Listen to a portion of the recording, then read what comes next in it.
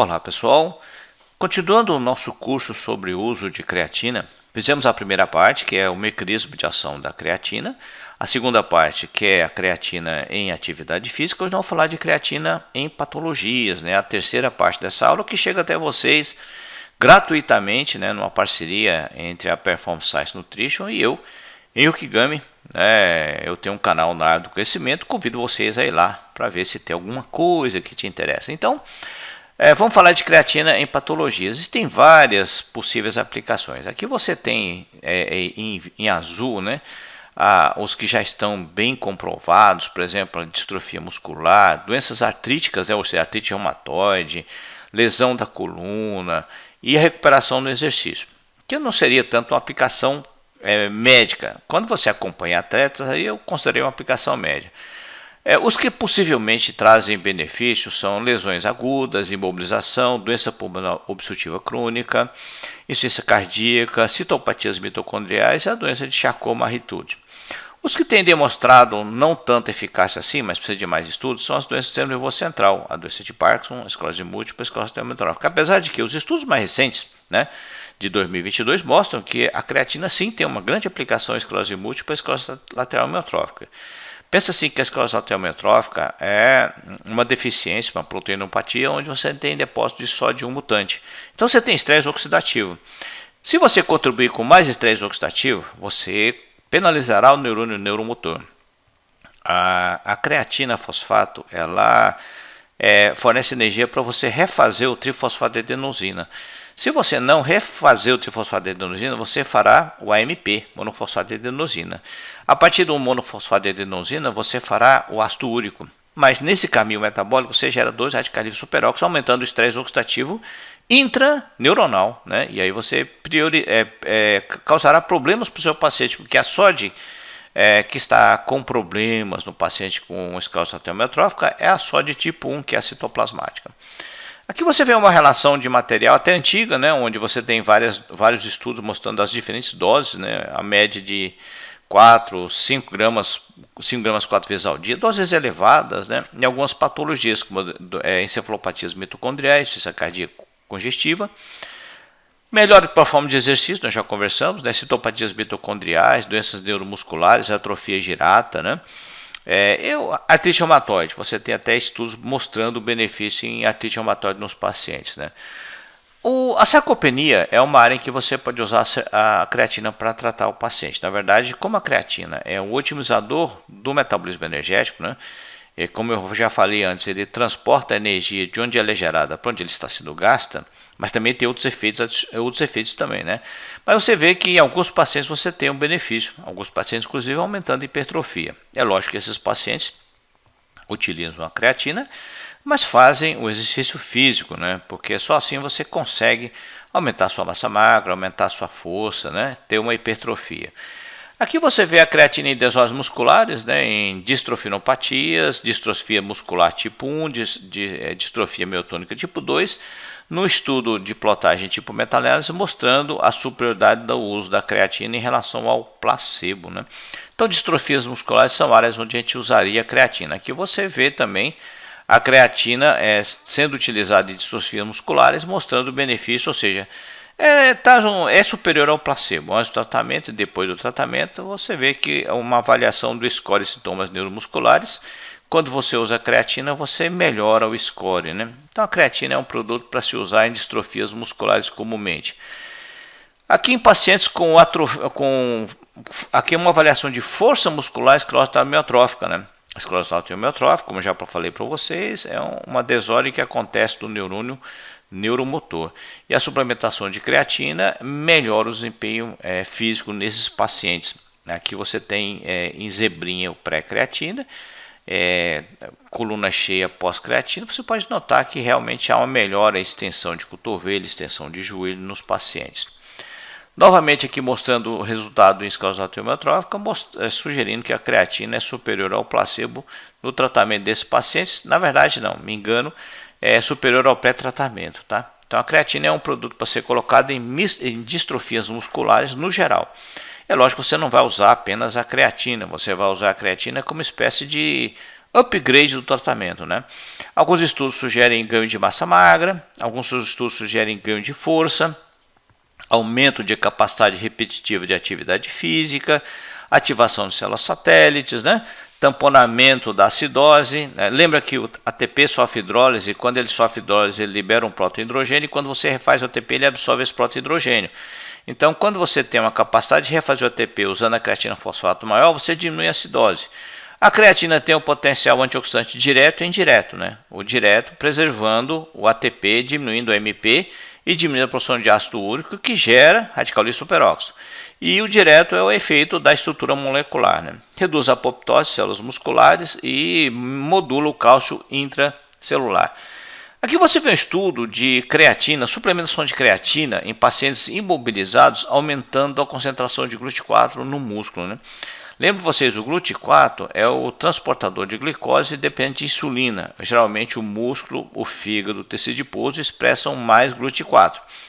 E aqui você vê o aumento, né, nos indivíduos que usaram a creatina, aumento da expressão de GLUT4 nesses indivíduos, né, durante a imobilização e depois no processo de reabilitação. Aumentar a concentração de GLUT4 na membrana do músculo é sinal que o seu músculo está mais apto a captar glicose, né?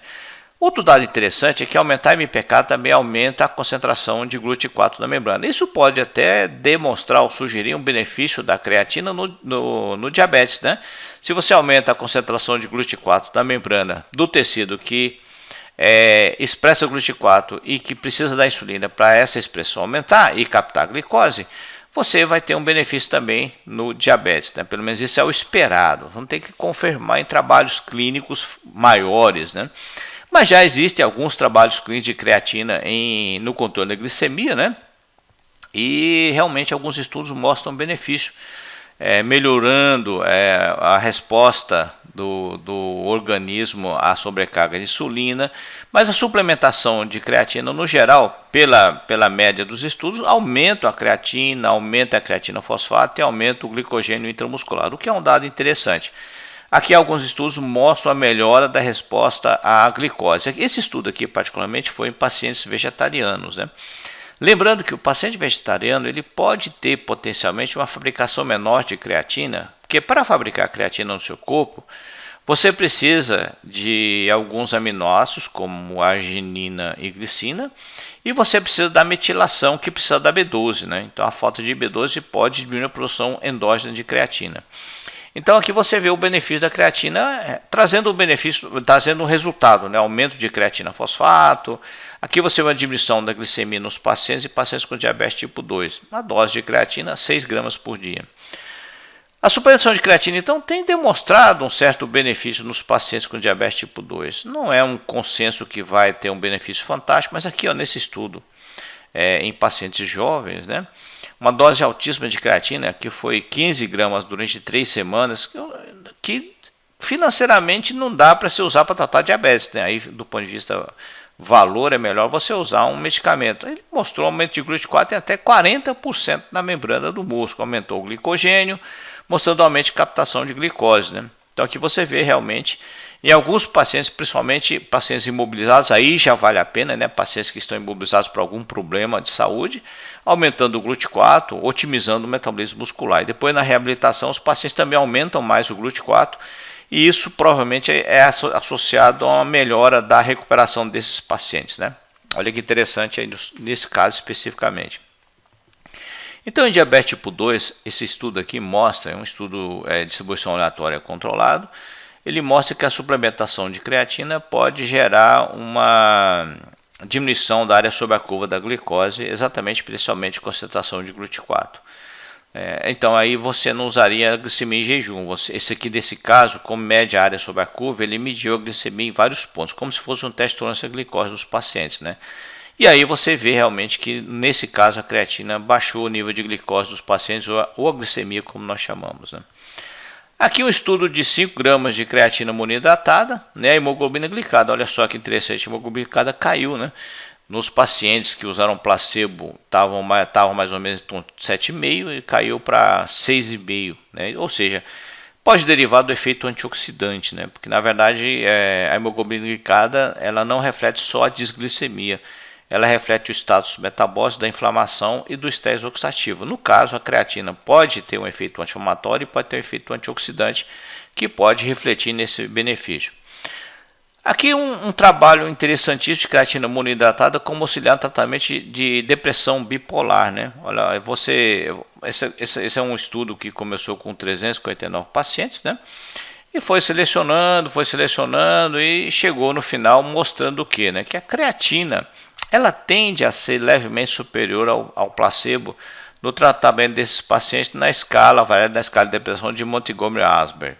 Então, depois da quarta semana, a creatina começa a demonstrar uma superioridade em relação ao placebo. Até a quarta semana, necas de efeito melhor que o placebo. Mas depois da quarta semana, você vê claramente uma diferença nas curvas, né? Então, na depressão bipolar, a creatina pode ser um bom produto para você utilizar.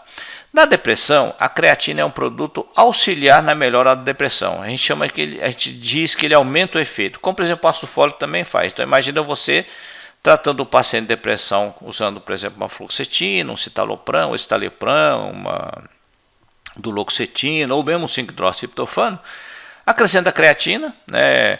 Aí eu sugiro para você fazer em torno de 3 gramas por dia, né? Seria a dose que a gente usa para fazer a sobrecarga, ou chegar à carga máxima no indivíduo que pratica atividade física. E aqui você vê o benefício melhorando sintomas de depressão. Aqui, particularmente, o paciente com depressão e fibromialgia, os pacientes tiveram um aumento do resultado do citalopram na depressão e na fibromialgia. Então, a creatina é um bom produto para você utilizar em desordens comportamentais, particularmente depressão. Depressão unipolar seria a principal indicação, né? E aqui você vê a bioenergética do cérebro, mostrando que a creatina, quando acrescentada aos inibidores seletivos de recaptação de serotonina, ela melhora a bioenergética cerebral. Então, olha o efeito da creatina nos indivíduos, né? Aqui você vê a relação fosforiluretina ou creatina em relação à energia total. E o que você nota, né? Que quando você suplementa a creatina, você aumenta, né, a capacidade de bioenergética do nervo central, aumentando a concentração de fosfocreatina no cérebro. Esse estudo é muito interessante, sugerindo que ele melhora a bioenergética do nervo central. E essa melhora da bioenergética do nervo central, e de forma interessante, o efeito ótimo dele foi com 4 gramas de creatina, né? Eles administraram 10 e administraram 2. 2 não foi suficiente, 10 deu o mesmo efeito da 4, então fica na 4 mesmo, porque não precisa dar 10, que é gastar dinheiro à toa, né? Então, se você for olhar estatisticamente, 4 gramas de creatina melhora esse efeito. Foram crianças e adolescentes, meninas principalmente, né? Aqui você vê em processamento cognitivo, a creatina é um produto para você administrar em indivíduos que têm alteração da bioenergética e melhora a função cognitiva nos indivíduos. Aqui, particularmente, pacientes com lesão traumática no cérebro, né? E olha que legal, porque houve uma alteração da creatina no cérebro e os pacientes tiveram uma melhora, né? De forma interessante, há esse benefício bioenergético. E, de forma interessante também, há o quê? Um benefício na performance cognitiva na maioria dos trabalhos. Ou seja, a creatina é um bom produto para você usar nesses pacientes que têm, aqui especificamente, pacientes tiveram uma lesão no sistema nervoso central, no cérebro, uma lesão traumática, inclusive melhorando a função cognitiva nesses indivíduos, aumentando a bioenergética. Lembrando você, né, aumentar a bioenergética cerebral nesses pacientes pode acelerar a recuperação, que é um dado que não foi avaliado, mas que no futuro talvez seja avaliado. Mas olha que legal, né? Melhora de função cognitiva. Eles têm um padrão de 0,03 grama por quilograma por dia, né? 3 a 5 gramas, alguns estudos usaram 20 gramas, eu acho uma dose muito elevada, esse estudo aqui usou 8 gramas, né? Na minha opinião, 3 gramas por dia está de bom tamanho, né? Essa é a opinião minha, tá? Aqui você vê a suplementação de creatina em função cognitiva em pacientes saudáveis, né? Ou seja, aqueles pacientes que não tinham nenhuma lesão clara. Eles fizeram principalmente creatina monoidratada, várias doses, né? Que variou de 5 até 20 gramas por dia, né? E o trabalho realmente também mostrou que havia uma certa melhora. Nem todos têm uma melhora, mas vários pacientes apresentaram uma melhora do que nós podemos chamar de função cognitiva, né? Inclusive na lembrança, principalmente, é o que eu espero mais na memória, no recall, que depende muito da bioenergética. Então, os estudos mostram um benefício nos pacientes que usaram creatina saudáveis, tá? Não pacientes portadores de doença. Então a creatina é considerado o que a gente chama de boost para o sistema nervoso central, né? Seria um estimulante, né? Aqui você vê creatina em humanos saudáveis, né? Aqui em cálculos, melhora significativa, lembrança, avaliação, aqueles vários trabalhos, né? A memória, a lembrança, o recall, tempo de reação, vigilância. Os estudos mostram um benefício geral nos pacientes. Pacientes saudáveis, não pacientes portadores de patologias, né? E a creatina aqui ainda, a dose média em torno de 5 gramas por dia. E algumas desordens cerebrais, em Parkinson, aqui você não teve benefício nesse estudo, né? Basicamente nem Huntington nem Parkinson. Alguns pacientes, aqui especificamente Huntington, nesse trabalho o paciente teve benefícios, os pacientes tiveram benefícios, né? Nesse trabalho em depressão também os pacientes tiveram benefício, ou seja, vai depender muito do paciente, mais do quadro do paciente do que especificamente da creatina para que o paciente melhore, né? Interessante o resultado aqui em desordem estresse pós-traumático, também trazendo benefício, né? E na lesão traumática do cérebro, com certeza você tem um benefício. Então a creatina aqui em função cognitiva novamente, né? Em jovens e idosos, né? Também trazendo melhora, resistência à fadiga, né?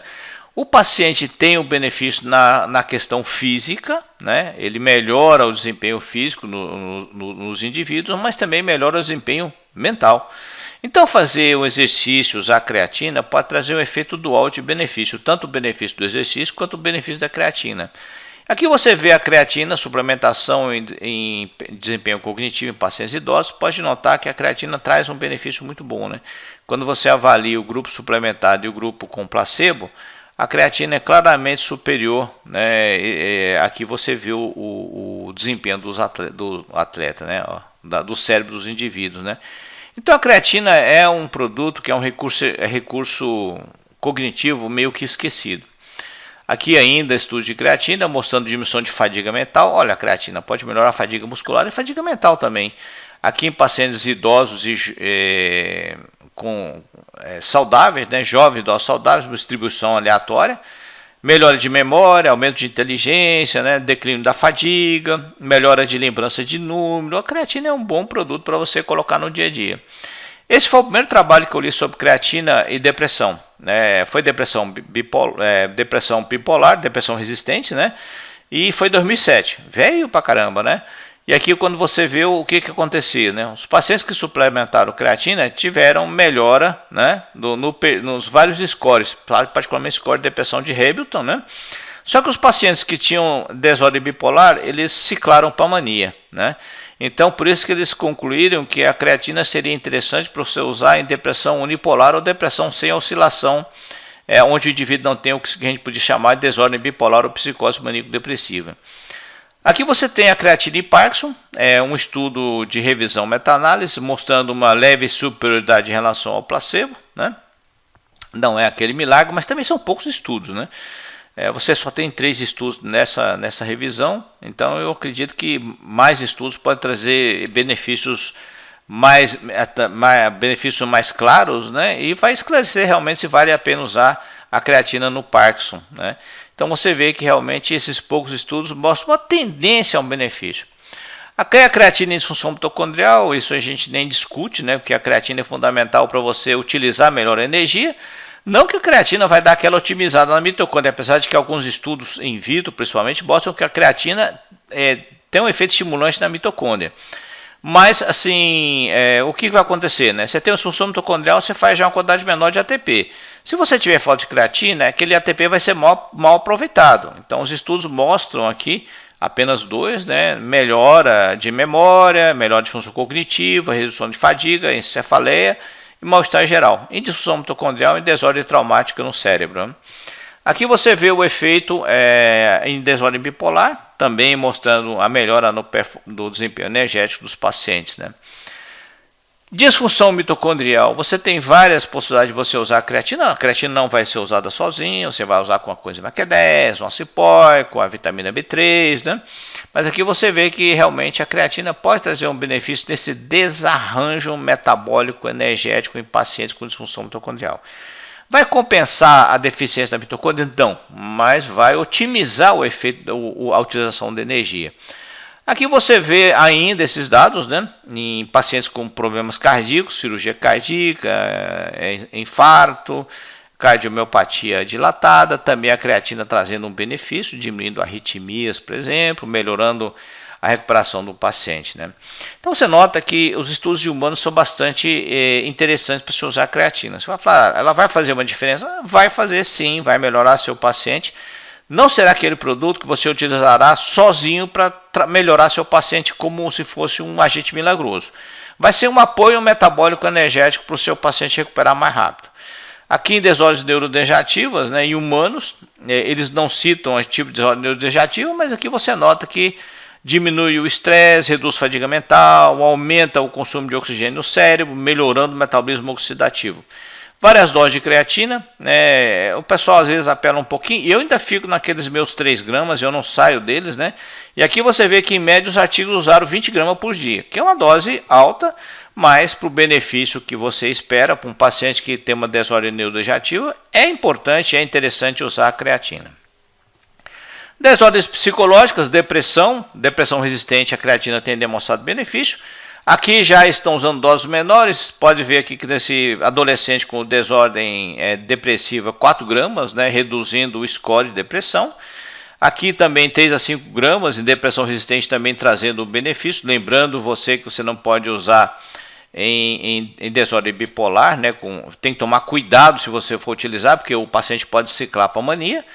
E aqui você vê, esse de adolescente utilizando inibidor seletivo de recaptação de serotonina, também a creatina trazendo um upgrade, né? E em fibromialgia, aqui você tem a aplicação da creatina em fibromialgia, melhorando o nível de creatina fosfato nesses pacientes, né? E trazendo uma melhora no score de fibromialgia. Aqui uma evolução que talvez chegue até nós, mas ele vai chegar provavelmente na forma de injetável, é a creatina já fosfato, a forma de creatina fosfato. Esse estudo aplicou a creatina fosfato em pacientes cardiopatas, né? E o pior é que os pacientes tiveram uma melhora, né? Tiveram diminuição de uso de drogas inotrópicas, diminuíram complicações arrítmicas, tiveram um benefício quando você administra direto a creatina já fosforilada, né? E ela é estável, então você tem que tomar certo cuidado, né? E ela vai ser aplicada na forma injetável. Aqui você vê o benefício no paciente, né? Olha que interessante, você vê um efeito antioxidante, né? Então, além desse efeito bioenergético, o efeito antioxidante melhora a contração muscular, melhora a fração de ejeção, melhora a qualidade de vida, a classificação de Nova York, né? Melhora os parâmetros do eletrocardiograma, melhora a capacidade ou performance física. Então você vê que realmente traz benefício. Mas aqui é uma creatina que não tem disponível ainda para vocês, é a creatina fosfato. Para vocês não, né? Para nós, porque é um produto que eu pensaria assim que seria um bom produto para utilizar. Só que ele está disponível somente na forma injetável. Ele foi feito o quê? 2 gramas na forma injetável nos pacientes, né? Aqui é a suplementação de creatina mostrando que a creatina não leva a insuficiência renal, né? Esse trabalho que foi feito no Brasil, publicado no Brasil, mostrando que a creatina não trazia complicações, a administração de creatina não piorava o paciente com uma disfunção renal ou piorava a função renal no paciente com diabetes tipo 2 com risco de doença renal crônica, né? Então também mostrando a creatina que é um bom produto. Então a creatina tem aplicações, na minha opinião, quase infinitas, porque quando você estuda bioenergética e relaciona a bioenergética, a melhora da bioenergética com as patologias, a creatina você pode inserir em várias patologias e tratar seu paciente com o pé no chão. Vai depender da demanda e da necessidade, porque veja bem, vamos imaginar né? Eu estou produzindo creatina em quantidade suficiente. Você vai me dar creatina? Não vai adiantar nada. Por quê? Porque eu estou produzindo. Mas se houver uma necessidade e uma demanda reprimida, por exemplo, vamos supor, no Alzheimer, né? Ou mesmo no paciente idoso. O paciente idoso geralmente sempre precisa de creatina. Isso já foi comprovado com avaliação de creatina no músculo. Ele até tem ATP, mas não tem a creatina. Então, ou seja, ele não consegue usar o ATP de forma eficaz, né? Então a creatina é fundamental na bioenergética, né? E essa melhora na bioenergética repercute no total, ou seja, no organismo como um todo. Legal, meninos e meninos? Essa é a nossa conversa sobre usos de creatina, não apenas para atividade física. Essa aula nossa hoje abordou o uso de creatina em patologias. Beijão para todo mundo, fiquem com Deus, até a próxima. Tchau, tchau.